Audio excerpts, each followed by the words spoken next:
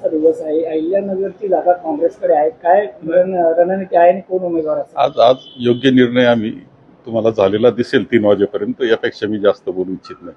महाविकास आघाडीतून राणी लंके देखील अर्ज भरतायत अशी माहिती समोर आली आहे. राष्ट्रवादी शरद पवार पक्षातून कुठेतरी महाविकास आघाडी नाही, असं काही नाहीये. जे काही होईल ते आमचं काँग्रेस महाविकास आघाडी चर्चा करून होईल. लाडक्या बहिणींचा विचार केला तर तब्बल 81 लाख लाडक्या बहिणी अपात्र झालेल्या आहेत. कसं पाहते? या अपात्र झालेले आहेत त्यांना धोका दिला यांनी. खरं म्हणजे त्यांच्याबरोबर झालेला सरकारी धोका आहे हा. त्यांनी जे मतदान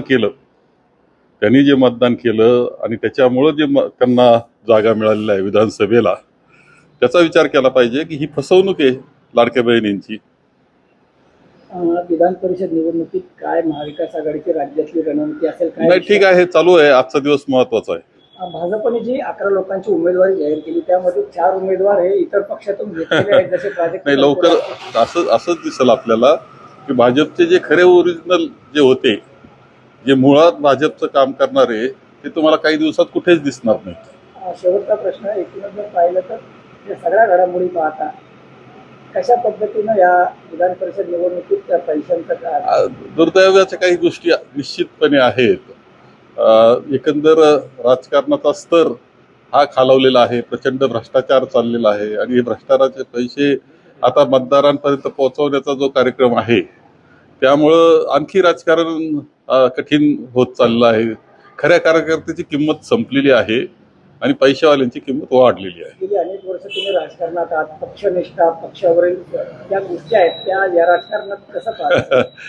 सगळं दुर्दैवाचं. महाराष्ट्राची जी संस्कृती आहे त्यामध्ये राजकीय संस्कृती ही यशवंतराव चव्हाण साहेब असतील आणि त्यानंतर सुद्धा आतापर्यंत आपण पाहिलेली आहे की किती चांगली सुसंस्कृत असं एक वागणं आपलं असायचं.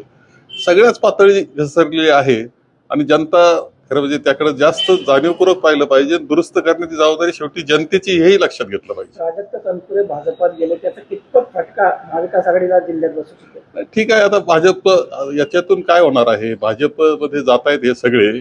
माझ्या मते आता नवं नेतृत्व जिल्ह्यात, राज्यात निर्माण होण्याला वाव निर्माण होतो आहे आणि ते होतील ते काँग्रेसच्या माध्यमातून नवं नेतृत्व निर्माण होईल. कारण आता सरळ प्रादेशिक पक्ष संपत चाललेले आपण पाहतो आहोत आणि भाजप आणि काँग्रेस हे दोनच पक्ष देशात राहत आहेत. आपल्याकडे तसंच स्थिती होणार आहे आणि एक दिवस आता लवकरच असा येणार आहे की लोक काँग्रेसला पाठिंबा देणार आहे, काँग्रेसची निवड करणार आहेत.